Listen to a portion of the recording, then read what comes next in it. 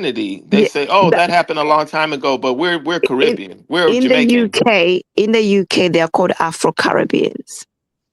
Okay. I Well, think I think that's let me just good. That's add this. good. That's Let me good. just add this. There's one thing.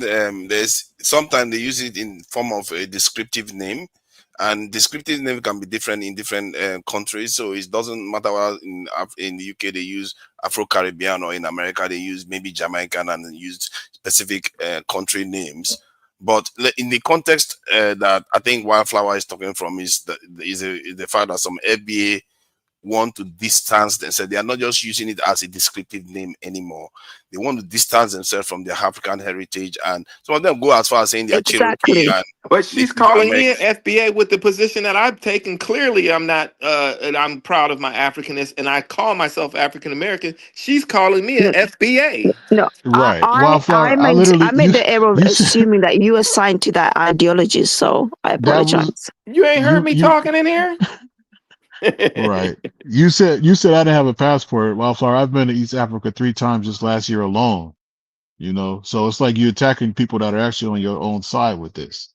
What we're trying to say I is, was speaking generally. I was talking generally, but no, you obviously you pick you picked him you're out and you picked you're me out. obviously one of the traveled Black Americans or African American. I don't know what term is correct because Either one of everybody those wants is to. fine. They're both Okay, fine with me. okay. Mm. I guess peace has reigned at last, and I'm sure Hello will be happy with this.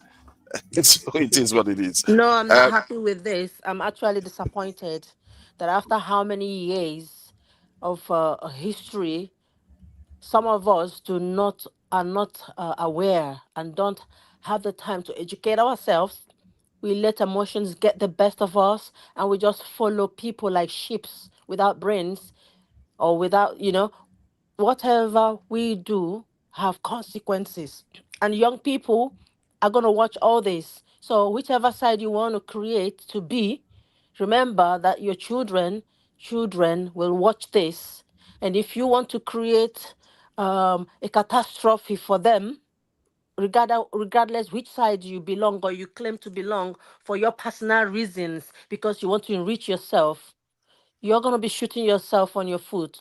Your children will be misled by your Right. position today. So take the Like right the stand. colonial I'm not education in telling you, one Nigeria. minute, 1 minute. I'm not telling you to be African.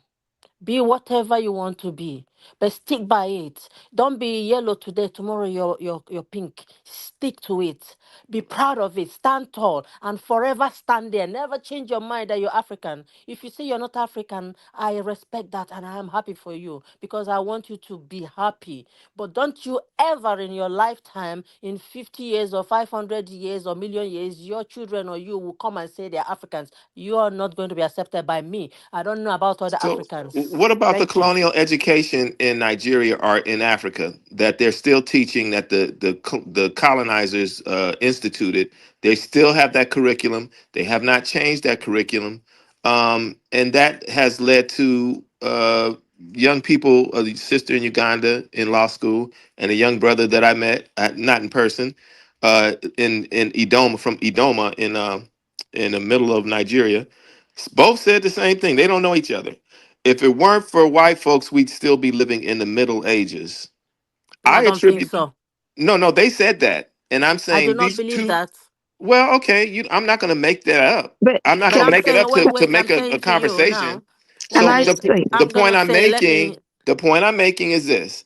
In the same way that y'all have been miseducated from that colonial education and the things that you're saying that the stupid things that we do on both sides, which is not address our education or miseducation, is the same thing that 90 years ago Carter G. Woodson wrote a book called Miseducation of the Negro 90 years ago. So Can I 90 speak years for ago, myself? I don't know about everyone else. Growing up, I have known that there are people that look like me on the other side, and I have been brought up to love them. And I have been, for years, I felt bad for that. I'm like, how can this happen? I questioned people. I said, how dare you do this to your own brother? That is betrayal. I speak the truth I'm and I telling you stand by it. though, 1 minute, 1 minute, please. Let me finish. Not every Nigerian is ignorant. Nigerians are not ignorant, but the leaders we have are not chosen by Nigerians. And people know the truth. and And not I all can African assure you, Americans I'm are speaking for ignorant. myself. 1 minute. I'm speaking for myself. I told you before that until recently, I see us as one, regardless on which side you stay on. As long as you're happy and you're kind to humanity, be good, be a good person, and thrive. Live and let live. I have respect for you. But these divisions now made me to start digging. I'm like, why? Why? Can't someone be healed? I am from the Igbo side. There was Biafran war. My dad holds that grudge, and I don't. You see, everyone is responsible for their mindset. Even if your mindset have been thwarted, but you can go back and heal yourself and find a way out. And even though I wasn't around during the Biafran war, but I understand the pain of my father, and I said because he was shot on his thigh, and I see the scar, but I said to him, Dad, I have to move on for my children's sake. I have to do the right thing. The people on the other side you call your enemy, we are one people. We are Yorubas and Igbos are one. They are one people. So, but now Thousands of years do you ago. know why? Partly why we have problems on both sides of the wherever we are. Do you understand that now? That if you don't control your education, if other people control your education, they're going to have you confused about You're who playing you are politics now. and where you. Not No, no, everyone no, is ignorant no, in no, no, Nigeria. no. Not every African American is ignorant about who they I'm are speaking for either. myself. I'm I'm not speaking for generalizing myself now. too, and I'm I'm not not generalizing. generalizing. I'm saying Don't try to I'm not place marks general. upon my intelligence. Okay, but You listen, need to I'm not understand saying me. you're And when asking I questions. speak for myself and Yeah, I but you're said not asking all questions. Americans are like that. But you're You're not asking gonna bully questions. me, I know it please. was Relax. rhetorical. Do not do that. You were I asking have never Relax. questions and it was disrespected You Shay, have you. to. rhetorical. And I'm I You have to speak allow for room for myself. let response. me just add Do to this not. quickly. You need to be respectful, I please. think where she's coming from, I sympathize with the idea that some Nigerians are aware of fellow black people across the ocean, and we feel what we see it on many of the times on TV, and we empathize with all their struggles. At the same time, I get where Shay is coming from about how our nations are kind of conditioned to be either oblivious of this in the European influence, negative influence on our this thing on our the way our conditions, or we are kind of educated to support them. Even if you look at the way our president went and changed our national anthem to that written by a British woman, you see the nation didn't go up in flames because that to them they don't see any consequence, they don't see any issue with that because they've been conditioned to just accept such things. So that's where I think maybe I'm mistaken. That's where someone like Shay is coming from. That we are not conditioned to be more aware of the lines where the lines are divided. Many Africans don't see Europeans as rivals, not to mention Right. Right. enemies even. Forefathers, Right. you are a Nigerian, and you can tell, like someone like myself, even before the election was carried out, I did say a certain person would win because the people do not have power for some reason, and they speak, and then you know the consequences. So how do you expect people to behave? People know the truth and want to do the truth. Just like the answers, things happened. They are trying. But to tell me that I'm ignorant, of what's happening around the world and stuff like that, I am saying, if you want to be a foundational American, I respect that. I'm not against that. It is your right. If you want all Africans to live, find a way to make a law and let them live. That's fine. I support that. But don't today you're on this side, the other day you don't know who you are. You're confused. If I'm confused and someone talks to me like that, or 10 people tells me that, I'll actually sit down and think about it. I'm not gonna go all gone blazing.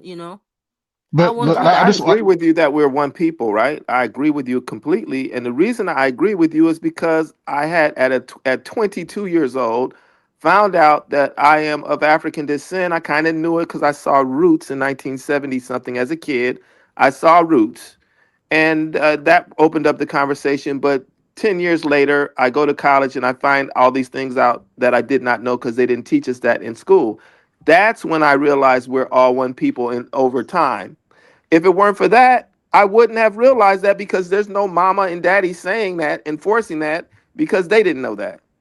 So I'm saying I that to you, it's not a generalized statement as much as it a reality of when I go to Nigeria and a young brother says that if it wasn't for white people, we would be living in the Middle Ages, means he doesn't know his history, and rightfully so, because that's not what Nigeria is teaching, and that's not what his mom and daddy was teaching. They weren't teaching about Kumbi Sala pre-Islamic I do not believe that, West though. Africa. They weren't. His mom and daddy wasn't teaching him about I do not ancient believe Kemet. that. My parents taught me that we are great people, and from the side I am, from Nigeria, we created the Wunigwe. We created when during the Biafran War, we actually made things that we used to defend ourselves, even though we But were starved and all that. We made Idoma were shoes. We great made people create. too.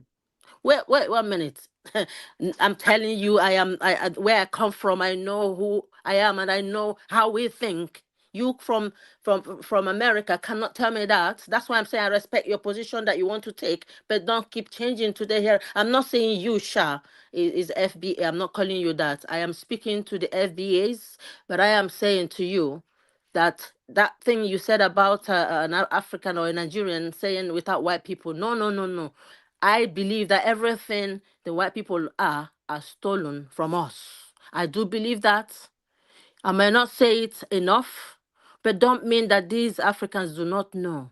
Time will tell. They are doing their best, but our system, our structure is being put in place for some reason is a very delicate and dangerous structure that needs to be conquered, and we are doing our best. And hopefully one day it will be a better place for people living there if it doesn't divide. But whatever happens, no problem. That is life. Life goes on. But if you want to be somewhere, you want to be FBA for the FBAs, you want to be FBA today, be there with a full chest. Don't come tomorrow. Oh, I just found out I did DNA test. I'm half African. Oh, suddenly you love Africa. But on the internet, you've been showing so much hate and love. You can't take it back. Be careful.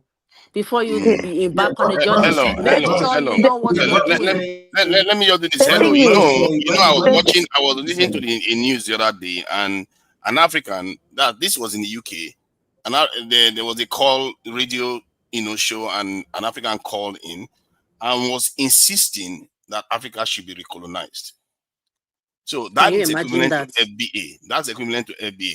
Was insisting that African, and I've also seen on I think that the fresh or this Nigerian guy that That does the phrase. Daddy Freeze, yes. On his show, an American soldier came on, black, this in Nigerian, also said we should be recolonized. So you have these people Wow. within our communities that we really have to deal with because they are often conditioned to believe that this is the way to can, go. can I just say that you're going to have people that are misinformed, self-hating in all communities. Right. Right. And what I do like to say that we should avoid generalizing whole groups of people. So there's no need to generalize that all Africans don't know their history or all Black Americans are identifying as FBA. But we have to call out when there is people from that certain group that are pushing a certain narrative that they are And trying to there's people. represent the group. So these people that identify as FBA, if they're a fringe movement, the majority of the Black Americans or African Americans need to call them out and say, these people do not speak on our behalf. They are causing havoc on the internet. They are, they're aligning with white supremacist ideology. These are not our spokespeople because they are promoting themselves on the internet as the spokespeople for 40 or 50 But million Black Americans. but Wildflower, the thing is, most people don't even know they exist. That's the whole thing. You know what I mean? It is really a fringe group. If you talk to most people from here, they won't even know who they are. They never heard of it. They would think it's like a government organization or something. You tell them the letters FBA. It's not like people here is Yeah, but Wildflower really. knows see, that. the She problem, knows that. the Well, problem she is, said we got to call them yeah, the out, but then I problem wanted to is end it by they're saying, hold on, bro, influencing the real quick, younger people. bro, real quick. I want to end it off by saying that we do call them out. That's why we're here. And every time people speak, you always catch at least one of us in here that'll be like, look, this dude is a dumbass. He doesn't speak for the rest of us. We just want y'all to know, because they Okay. sound crazy with the sensationalism online and all that, but it's not a growing movement. And I think that what I think Hello was saying earlier, it's important because every time that I go over there, I'm always greeted, and treated with a lot of respect and with a lot of love from everybody. So I would hate for y'all to think that people will come there with bad intentions, trying to colonize it and all this stuff. It's always there just to try to reconnect and everything, and come from a place of positivity. The So internet is very Brother powerful, John, and you see just to kind guys of that address I this, it's show powerful if you speed. let it be. I show speed is showing a different side to Black Americans that want to know about Africa, that care about Africa. But it's come at a time when you have this weird fringe movement that's getting a lot of algorithm showing it all over the internet. You see, You're right. the people that are like you are not. The algorithm doesn't want people like you. It wants people But that how say many we're times? not black, we're a Native American. Asha But Speed is actually pushing through that negative narrative and saying we But are you Africans. just seen too that Mike Tyson was in the Congo, right? Jonathan Majors and Megan Cook just got citizenship. Spike Lee just got citizenship. Khalid Sierra, like there's real people from here that's connecting with the continent and stuff too. And That's they're not just part welcomed. of it. Thank They're you, I welcomed. appreciate that, but it's And we good that love you them, but not the and FBAs. but just keep And, remembering yeah, that and there's a difference. And let me just end it with this though. There's one thing for people saying ridiculous things online to be fringe and get attention, and other thing with people taking tangible steps towards reconnecting and rebuilding. I think y'all have to remember yeah, that and think that one counts a lot more than the other. Like I there's want to there's say there's talk something. online, there's noise, is but their to actually influence? go Is to a their place. influence on the younger people that's the I want to problem? say something, It's Britt. the Okay, for So influence that the example, FBA is so having you so on what the I younger examine. people. recommend, for that, my last thing before I let y'all have it, for the young people, we got Black History Month coming up next month in America. You can get these lapel pins, you can get these flags for with the red, black, and green on it, and you can pass those out at schools and just plant the idea of unity just for that whole movement and stuff, starting for the month of February. So that's what I'm gonna be doing. I'm gonna get these pins. They're like 50, I think you get like 15, like 100 for like $15 or something like that on Amazon. So you can get that kind of stuff. You can pass it out to the young people so they at least have an idea or understand, there is unity in this. It's not just about us trying to, break off and be friends and stuff. And that's how you pass it down to the next generations. So they do Well, hear that's a another good side to idea the because nonsense. that's who they're Okay, I have influencing, and something that's to their say. target. That's the For FBA's target example, are the younger people. I They saw want to some videos indoctrinate from them on the younger ISO people. Speed, and I was really proud. When I looked at him, I didn't see him as American or African. I saw him like my brother, and I'm like, wow, you're so talented. You've got a lovely smile, shining skin, handsome. He felt alive, if you know what I mean. Life came onto him when he landed in Africa. As he's moving, he's getting more energy. Compare that to other places he has been. You see how he's tapping into the energies of Africans that surround him, that love him. When he went to Egypt, I know Egypt is part of Africa, but you see how cold that was. For some reason, I don't understand. Maybe I understand, but I'll just leave that. But I was baffled when I found out the opinion of ISO Speed's father, that he doesn't want to have anything to do with Africa. Even when he was Exactly. having some videos and the boy was talking about Africa, he's just shaking his head. And when he's getting, oh no, no, don't touch it. Yeah. See the way the security people were just chucking Africans anyhow. I'm like, them, man, if you chuck me like that, I don't want to come and see ISO Speed. I know he's here for good. Have some respect for your brother. Treat He, Asha someone when you Speed's want dad to be was saying that treated. they're not African, which is very sad. Yes, and I Speed was challenging him. Can you imagine? I'm like, since then I stopped watching his video. If you don't want to align with me, I'm happy for you. God bless you. Goodbye. No hate. But you Can I but you Bye. just say, said And like, he I don't you said he ever was want you challenging him. back. I don't yeah, want you You back. s- Go for the father but says you we're said not he African, this and that, and it's kind of sad because but I he think told him that he was though. I Is think that I right? saw a video of the dad yeah, actually becoming emotional when he saw I Should Speed on the continent. He was literally in tears when he saw it. no, the And tears is not enough. One, but, Tunaja, he need but to but cry he tears had well, before said I that they forgive were him. not African. He literally told his yeah, son yeah, that, so but that was the boy is before gonna he But listen to went. what That was before. his dad says. To be so fair, I that thought was you before said he he went challenged him when to he said it. Africa. Yeah. But, Oh, but he let me did? let me Did let me he? ask the African that's continental Africans that are here at the moment this question, because there is a reverse FBA going on in Africa, and which may even be more insidious. If you ask many Nigerians today, that you guys are probably Nigerian, what percentage do you think say that we should be recolonized in Nigeria? God Well, forbid. For what? I would say No, none. I'm all if for you the carry out Sahel a poll, Alliance. how many percentage will say I'm from the yes, we need to Sahel do it? Alliance, so not me. I would No, even, not I'd you, rather but what die do you than think to the mindset recolonize of us Nigerians or are? anyone. Y'all have The to listen to mindset the of question that Nigerians he's are still asking. very colonized when you don't control the Not curriculum. all, So if not all people of are them. I'm a Yeah, but Nigerian. it's important we know that so because for them to when we say are they want to pointing be fingers to recolonized, they FBA, don't know No, the it's not history of all Nigerians, colonization. like you said, it's not every Nigerian. We can only speak for some few that has a bone. This is it a dog in the bone or bone in the dog, whatever way. And I see some Nigerians I even fear that it promoting the will be more than politicians. 10%, almost 20% will say we should be recognized at least. And that Are is you my If that that is if that's Have you if that asked that's is a them growing why? significant movement, Have then you number. that's asked a them problem. to are you That's Niger? significant number. To But Niger. Have these you are the asked them people that are why? buying into the algorithm that's showing all whites are grey. So you got to be careful about where people getting their information from, because Yes. white supremacists are taking over social media, and to think they don't get into the minds of our children, and then you got this education system in Africa that promotes whiteness. I mean, every corner we're surrounded, so it's up to us to actually be wait, can we the be voice of clear? Did reason. Tunisia just say that 10% of people in Edo state are No, saying no. that they It's not Edo. I believe I don't. There's no poll He taking a for that. guess. He I don't believe know. based on recent action from Trump and some of the things that was going on, and hearing even former that's military this is soldiers in America, Nigerians that are soldiers in America actually saying such a thing. It tells you that okay, the psyche of our people may Yeah, even be worse than some FBA. It's it's a possible. grow. It sounds But like it's have a you growing found out? movement. Have you found out too, Niger, why those people say that and which part of Nigeria they are from? Do you think? I'm not sure. I think right now you can say maybe the the southeast area. That's where you Yes, hear I strongly more know of that these it's things. possibly from, and I'm from Southeast, and I don't think like that. So I'm sure there are people. You said 10%, yeah, fair enough. But those 10%, have you found out why they say that?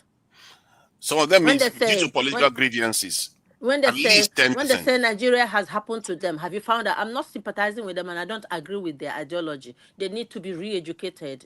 It's like a lost sheep for some reason. People take drastic decisions for reasons, and sometimes when they do that, there's no coming back. There are consequences for every action, for every decision, every step we take.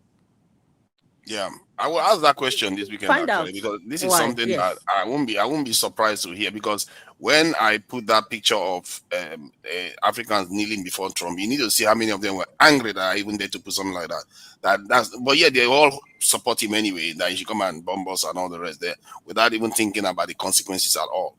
So many of our people we were here Listen, condemning but FBA, but but to Niger, many you of our have to people are quite. understand. To Niger, you have to understand that the white supremacist propaganda is global. It's not just in the United States. So when you're saying, "Oh, this certain group in Africa that doesn't have as much information," not everybody is saying, "Oh, colonization was amazing." I've met some Africans that speak like that, but you look at them as stupid, and you try to correct them. But to say, "Oh, we should," our people are under psychosis from the indoctrination from religions, indoctrinations in the school. Now we've got social media. And one of the powerful things about white supremacy is that they control the media, they control the education. And we haven't figured out how to take our education back, not just in Africa, but Well, also in the this is diaspora. where African Americans surpass Africans because they are more aware of the line. If you talk about the FBA, they have a relatively quite small population in terms of that. They are in the African American community. African Americans are more aware of the racial lines. They are more racialized than the continentals. And this is where they excel. This is why when we are criticizing them today, I try to remind. That's why I asked that question in We're reverse. criticizing FBA, not Africans Black in some Americans in general. But the instituting black studies is something in the 80s that was trying to happen. We're trying to proliferate that through all the public schools. But of course, we had detractors and we had the enemy dismantling, trying to dismantle all the gains that we were making with changing curriculums in our colleges and our schools and having black studies departments and not only in colleges but in high schools.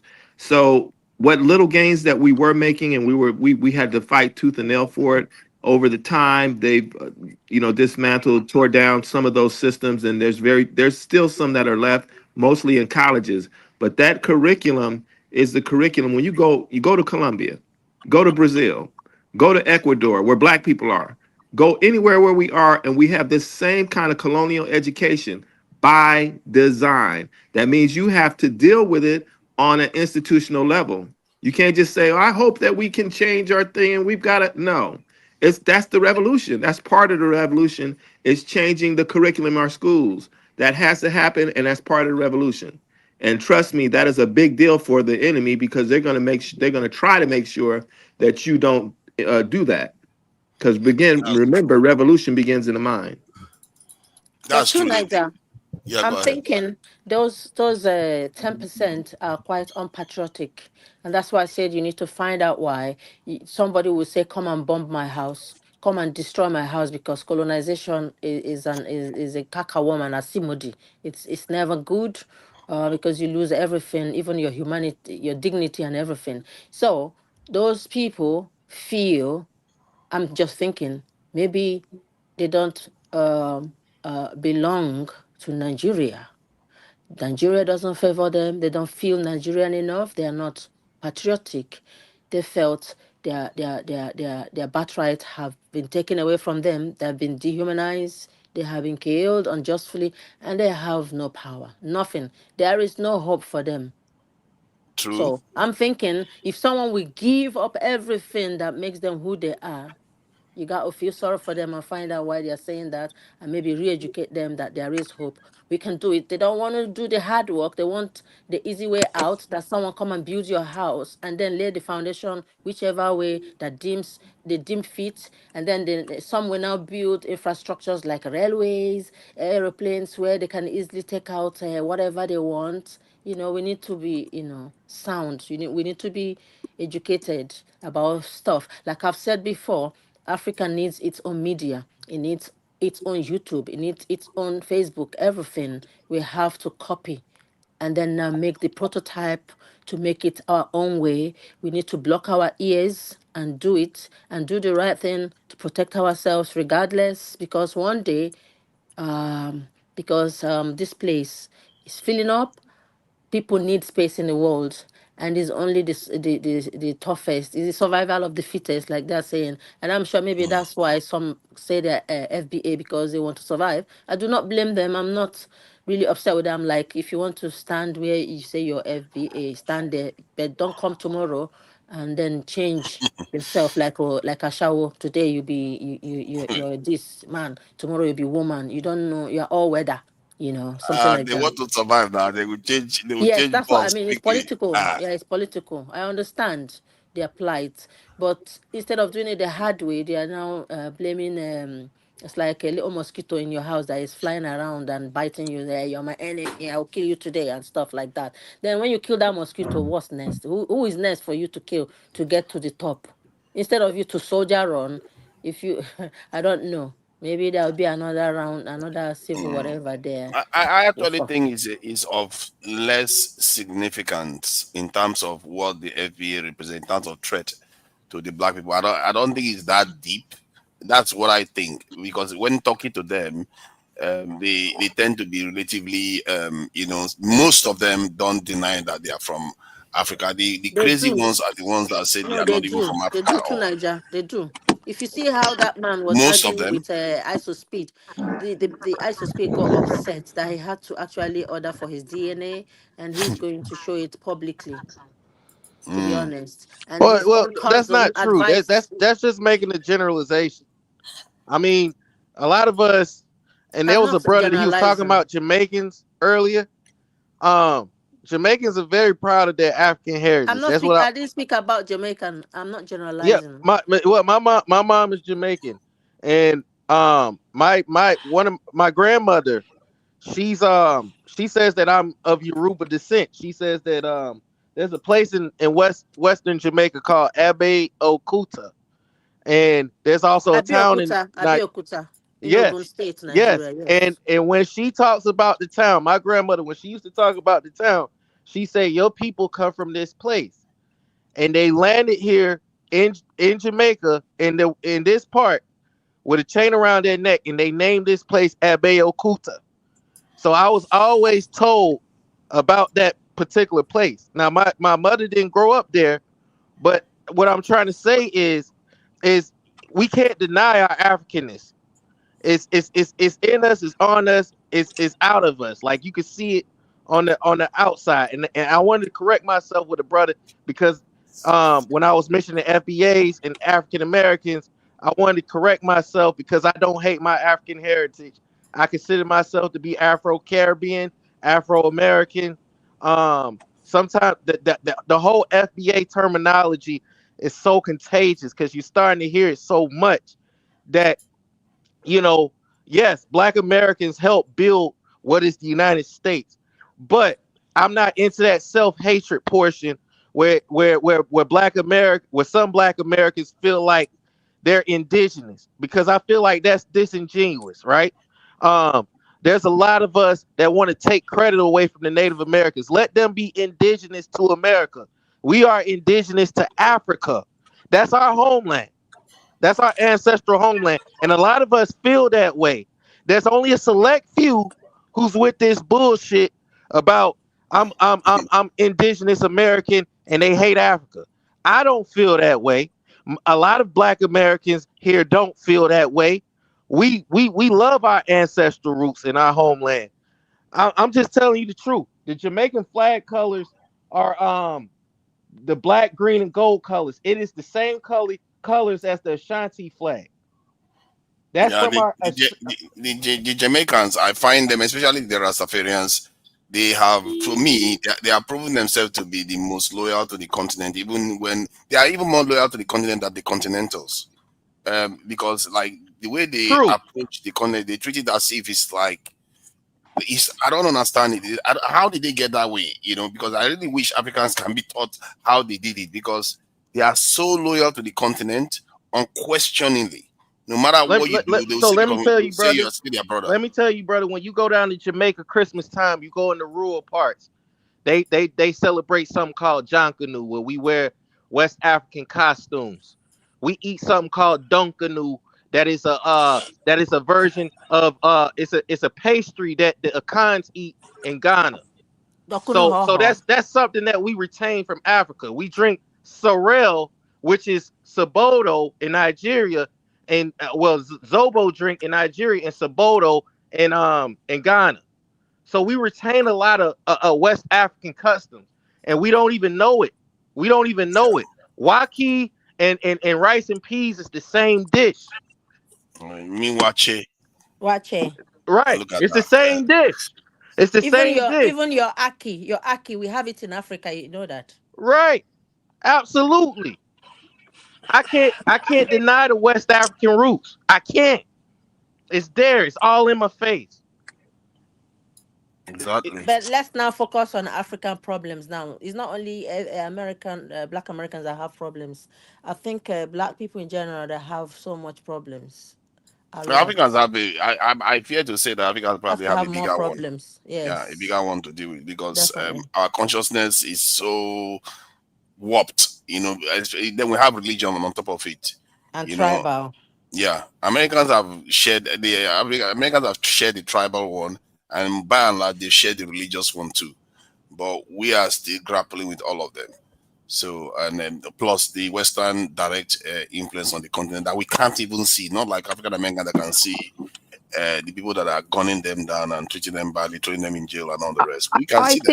I think for the most part, Black Americans were always very race conscious because obviously they had no other choice. They're living in the belly of the beast, so you have to be very aware of your race. So they would get upset when these Dominicans would say, I know black. And they were very much, we're all black. Right, sister. We're all fighting against white supremacy. But now some on the fringe have created this whole, nah, we also want to be delineate. We're not this. Now they're acting like Dominicans, the people they used to tell off. So as you're saying, as a group, Black people, we have a lot on our plate. And these little infringements, ethno-nationalist, nativist ideas are not really going to help us move forward because we're running behind. We're actually behind the race. If it's a race, Black people are behind. We need to be trying to catch up. And we can only do that as a team. We need to be together. We need to be united because we all we got. If Trump was to go into West Africa and attack Nigeria, and destabilize that region. It's almost like a genocide on black people. From what I observed, they said that the continent is going to grow faster this year than last year. Because maybe partly because of what Trump is doing, because Trump doesn't care about the continent, he just ignores it. Not like the others that like to micromanage the continent. Well, And Trump is supplying ammunition to Nigerian military now that the Democrats would never do, or they will take 10 Is years it to not do about that. selling, making money from those things and create Eh, war in they're gonna, Africa they are going to make money, and but at least they sell are giving you the weapons opportunity to defend yourself. for us to Uh, kill ourselves? That's not Kissinger not report there. Reduce our no. population either by religion, whichever way. You plant the seed of discord and then you come back as a messiah. Some people Okay, Yeah, know that. he's I get right. that He's point. very right. The American strategy is to have a partner on the continent that they can use to protect their own interest. And if But Nigeria the can leverage that, America's interest is not our interest. That's the you, thing. Their interest is to take what exactly. we have. but So does it have to always be how do we opposite? We keep don't our know that. interest, which means keeping our resources from them? How do we? They just take it. They're not It's a asking tricky you. one. They But take it. see, the Americans work with the Japanese, they work with the South Koreans, they work with the Taiwanese. So why our Saudi Arabians? What is different between them and us? Can somebody tell me? So I I feel like think we have the to be useful to difference, them.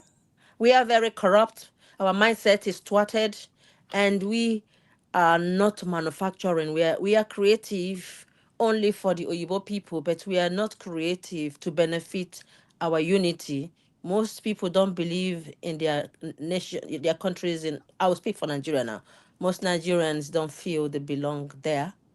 They don't feel proud because of what is happening, the government is doing, and that our before election, the citizens already know who is going to win, even without vote. So that should tell you something. With the outside Jezebel hands, point doing stuff. And I'm thinking, why would an African or a Nigerian collect money to sell their future? Why don't you stand and die for your country and say, you can't buy me, I'd rather die? If every Nigerian think that way, it will be impenetrable and we close those cracks forever. Yeah, Not by appointing people who they have bones on, corrupt leaders that they know they have some dirt on. So if you do anyhow, you see anyhow, we do this, we do that, then you have to do their bidding. The leaders are not protecting the citizens or growing their countries. They are busy fighting to cover their mistakes that they have, their secrets and stuff like that. But those mistakes of those our leaders, they have a hand in it. They are all corrupt, mm, but they use it to hold their groins and said, I am going to do this to you. And they keep squeezing those groins. And those leaders supposed to call their bluff and say, okay, I rather you, but they will, even though by them. So I don't know. I don't know. But I'm more afraid of the FBA that will join the MAGA to even come and wipe their brethren when the time comes, because they're angry of the slave trade. there are But Nigerians among there are going to be Nigerians among that military too if they are coming. yeah, But but if it's Nigerians, it's different. But the FBAs, you want to deniliate. You I don't don't want think anything to I do don't think with. they will though. I don't think they will because you have lived in UK. You saw how They when will. What you about see, that man? That yeah. head of what's that? General General Langley, Langley. Langley is he not a So General MAGA? so Langley. so so Langley got fired because he was trying to be a little bit too soft. See, Langley is a coon. No, He's a sellout. he he got was doing fired. the MAGA He's stuff. a I beg. sellout. No, but that is true. But think about it from this point of view. You are in the UK. You saw how even school children will leave the UK and go to Syria to go and help their fellow people in Syria to help defend themselves. So my point is that when stuff hits the fan, you will see the black community all over the world No, start heaving. it was An before. example is, and let me give you an example. An example was when Traore almost got assassinated last year. I was surprised that even in Jamaica there were protests. So you see what I mean? But It not tells anymore. Recently, about a few days ago, who was talking about it? Some few channels, there was no uproar. They've lost that energy because the FBA is mm, getting louder No, online, maybe no, not on no, no. ground. We have not lost that energy over here. Are you sure, We brother? we still crazy about Mr. Troy Ray. Yeah. Okay. I think that's a fair point, though. I can't explain why they. I guess maybe people don't react. Maybe they feel like that's in part of the course now, so they don't react as much. But if something serious happened on the continent, like America is attacking an African country, man, you're going to see a lot of movement. So If are you let's say saying now Kenya, to Niger, they say they want to now, Nigeria now collect the country and then use our brothers that look like us to come and do the dirty work? Are you saying they will say no to pick up those arms? many The of them ones will that turn say against the military. America first. No, they will turn against. They will turn against their military. Many of them will I turn. don't believe I'm that. telling you, that's why they don't send them there. Until then, they need to prove that. But they don't have to prove it to me, because I believe that FBA's children are one of us, because they will Yeah. continue to be one of us, whether they deny it or not. Because Just like if they send us over there, sooner or later we are going to turn against people that send us over there against African Americans. It's always going to be that way. Because if you see your own people getting massacred like that, you are going to feel it, no matter what you try to, no, not what when, kind of law you want to not obey. if you hate them, if you deny it, and what will make someone deny his himself, and he's walking like a Even the shadow. ones that hate them will turn, because You have when they see pride in things, being their a eyes shadow will of turn. yourself, man. I don't know. I don't understand. Sometimes Yeah. I'm like, God, what's happening? Dennis, can I say something? Go ahead. Yeah. I think it's more of an open panel. Yeah. I was just listening, and because you guys was having a good conversation. This is my take, right? Me, I have no problem with FBAs. If I have no problem with somebody who wants to create their own lineage in America and benefit for the whole people. Because in Africa, like we all do it. Like let's not be hypocrites. And in Africa, your loyalty comes from your tribe. It depends on the type of loyalty your tribe, the leaders of your tribe are trying to achieve. So to me, if FBA look at Africans and say, well, Africans always, talk about, oh, my loyalty is my tribe, my tribe, my tribe, my tribe. To me, from what I'm seeing from them, they trying to create their own tribe, their own lineage. There's nothing wrong with that, in my view, because that's how Africa operates. Like honestly speaking, if we're gonna come up here and be fair, like major like tribes in most African countries that have the most numbers usually dominate the other tribes, especially the ones that that's like 5%, 2%. We barely don't even talk about it. But the ones that's like 20 or 30 or 40% usually dominate that country for like years. Presidents, government positions, all these other positions that are important, and then we hide behind closed door and then still support somebody that speaks our language because it benefits us, even though we know it's not good for the country, but we sit there and close our mouth, at the same time. So to me, I don't see nothing wrong with FBA doing that. At No, the end of the day, acknowledging your distinct qualities, nothing's wrong with that. But it's I promoting understand. hatred for other black people. That's the difference.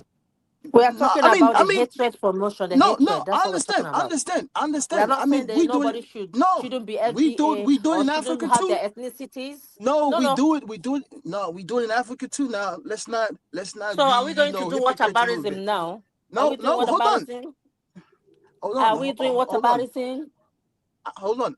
I've lived in this country for almost 30 years. I went to elementary school in America, in DC. So I could speak a little bit. I could relate to, black Americans a little bit more better. To me, I don't see nothing wrong with that. But at the end of the day, if they are being recognized, on massive media now, it's up to them to use that leverage, because November we have the midterm that's coming up in November.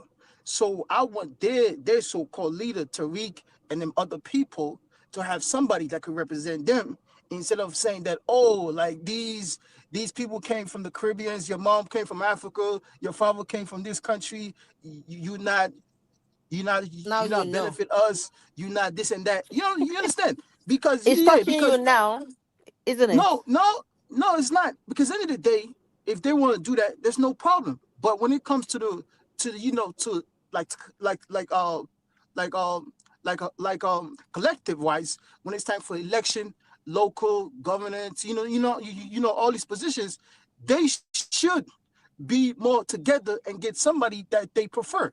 But if they don't want to do that, it's just waste of time. It would just be another, slavery 3.5. Because to me, I have no issue with that if they want to do that. But the issue that I have with now is for them to have people in position of authority say, oh well, vote for this guy or vote for this lady right here because we appointed. Don't vote for this other person. We do not approve this person right here. So if they're not about that, then it's just talking hate.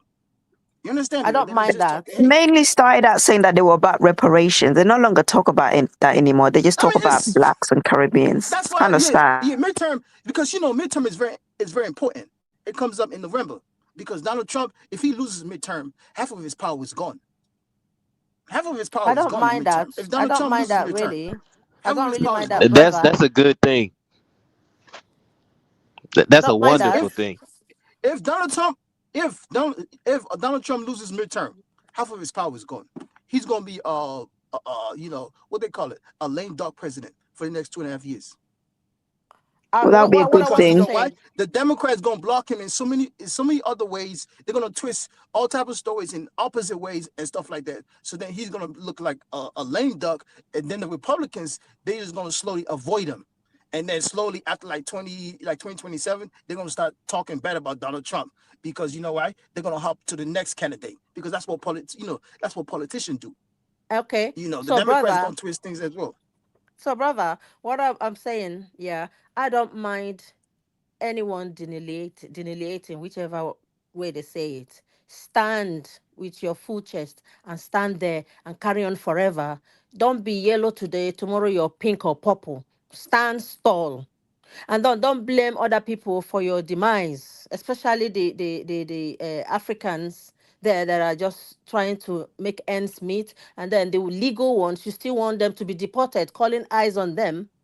That's what I don't support. Africa is not perfect. We have religious and tribal, ethnic problems. Every society Okay. have that. So we can't, 1 minute, we can't say because there are divisions in Africa and then FBA is now calling eyes on someone who is legal, minding their business, that is African in America. That's what I don't support. If they want to FBA, let them be forever. If they don't want to delineate and say they're not Africans anymore, fine. I'm not going to say don't be that. As long as you're happy. But don't come back in the next 50 years or 100 years or your children and tell me you have Africa in you. No. Now check this out, right? Okay, that's a good question, my sister. Right? There was I looked at about 4 years ago before you had Ibrahim Traore that took over that country, Burkina Faso. Right? They had insurgent, they had terrorists. They used to control, I think, about almost 40% of their country, or maybe like 50% of their country. Right? So some people that didn't, they got caught up into that chaos. They fled the country. They become a refugee. They went to Ghana. They settled there. They built their little, huts and stuff like that. And things like that, right? So then, what happened was some Ghanaians called the what do you call it? The some it would be like in America the immigration people, right? And then they called the police and stuff like that. So technically it would be the ICE. They call these people, and then these people came and burned these people houses, and then they forced these people to go back to Burkina Faso, where it was cross going, with these T groups and this terrorists, right? And then you can see the people crying because they don't want to go back over there because most likely they might get killed and unalive. These Ghanaians approved it as well. So what's the difference if FBA doing it to Africans in America? When you as an African, you approving it in your own country. Sometimes we gotta check ourselves, especially people that come from the continents. Because we come here and blame all these things. I saw it on the news. I'm like, wow. These people fled the country because of terrorists and the on the live that's going on. They settled and built a hut. They're not disturbing nobody. The country because of terrorists and the on the live that's going on. And at the same time, That is the government doing that, not these are individuals. That's no the no no government no of no. Ghana, isn't it? It was people that called the government and reported. It's the same thing how you see like some black Americans calling police on ICE because then they have a reason why they're calling Yo, them. my man, you got something playing in the background. That's not me. That's somebody else. That's somebody else, man. That's not me. I swear to God. So you understand me, right? And then Anyone that is at the same illegal, time, It's can the be same deported. at the I'm same not time. against that. If These you're Ghanaians illegal, now, you can't be these deported. Ghanaians now kissing Abraham Traore behind. You see the hypocrisy, right? You see the hypocrisy. How would you send your African brothers back to a war zone? I mean, think about it Anyways, I now. gotta go now. I don't think it's the same situation. I don't think No, it's the same. it is. One minute. I don't think it's the same situation. It is. To me, it's worse Bye because bye. you Omo sending people back. Badinist. You sending people back to a war zone. It is. Let's be fair. Let's be fair. Let's be fair. If we gonna come up here and try to speak, fairly. Let's be fair. Let's be fair. Let's be fair. All right, y'all. I got it. Deal. I'm just telling y'all what's up, man, because it's true. Everything I'm saying is true. I ain't got to BS. Hey, man. Look. I ain't got to BS with it, The man. way I feel about that whole FBA thing, and it's gotten contagious because, like I said, I'm both African American and Afro Caribbean, and I hate to see these diaspora wars, man. I hate it, man. They break my heart because I don't know how to even fit in it. You know what I mean? All I know is I'm African blood, and it just break my heart to hear the separation and the division and the hatred. It really hurt my heart, man, because I know absolutely. we all we got, dog. But think about it, my brother, right? If a country is having like basically terrorists taking over like 40 or 60% of the country, and then these people flee the country, they basically refugees, right? And then they come to your country, not like in the main city, but like far away from where the destruction is happening, just for safety. They build a little hut. They live in there now, everything. And then you call your government to come and kick these people out and burn their house, and then tell them go back to the country. Where's the chaos is going on? The war is going on. And then you, as an African, coming up here, you get mad at Black Americans because they call ICE. Man, get the hell out of here. That's hypocrisy, man. You understand me, right? That's hypocrisy. And then it'll be the same people, because when you read the comments, right, because I saw my own eye, you had all these Ghanaians, you had some Nigerians as well. Oh, it's a good thing. Kick them back to their country, blah, blah, and stuff like that. And then you could see the guy crying. And the family too crying, because that if they go back to the war zone, you understand me? I'm talking about war zone where you hear blah blah blah blah blah blah blah blah blah. You understand? If you go back, you don't know how these people will treat you. And then you have some of these Africans coming up here trying to say, oh, no. To me, I have no issue with it. What they need to do is get their hands on the federal government, especially like when it comes to like selecting people that work for you. Because at the end of the day, that's how the world operates. I'll be real with you, in their country. African does it in their own country. For them to come up here and try to, blah, blah, blah. No. An African will support somebody that steals billions of dollars as long as he or she comes from their tribe. And then they be quiet. Then they come up here and tell you, oh, blah, blah, man. Hypocrisy with some of these people, man, that come on these social media live trying to tell y'all what's up. Some of them don't believe that. I'll say what's wrong with a lot of us Black people, especially in Africa. It's the tribalism. We got to get past that. We really got to get past that. We got to really kind of like come together. If not, they're gonna play that game on us and run that script of the divide and conquer.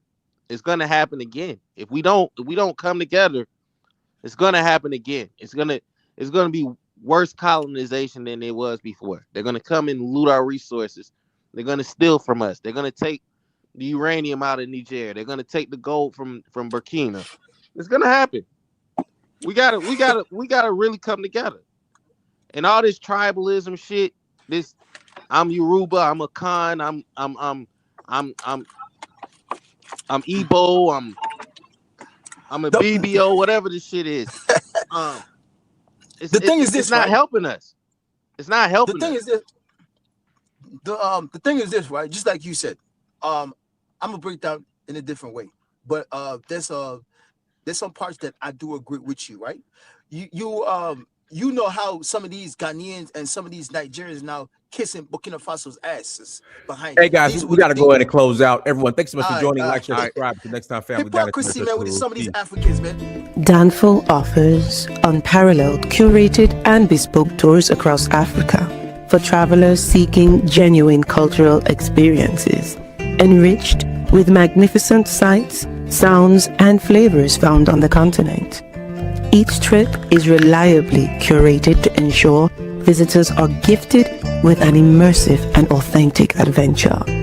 Whether you find yourself strolling along the charming white sand beaches of Sierra Leone, feasting on the mouth-watering delicious foods in Senegal, observing or partaking in various aspects of the Isheshe traditional system Ifa native to Yoruba land, Nigeria, with Danful, you will rediscover a fulfilling sense of kinship to the true heart of the motherland, her communities. Our core values focus on integrity, quality, safety, and sustainability. We are uniquely committed to assisting with the advancement of African infrastructure and promoting African businesses, so both travelers and the communities they visit receive beneficial exchanges. At Danful, we understand the importance of connectivity, and we have created a model which provides bespoke experiences based on your passions or hobbies. With us, expect a long-lasting spiritual bond between you and your destinations. Live, love, Danful, Africa. To learn more, visit danful.africa.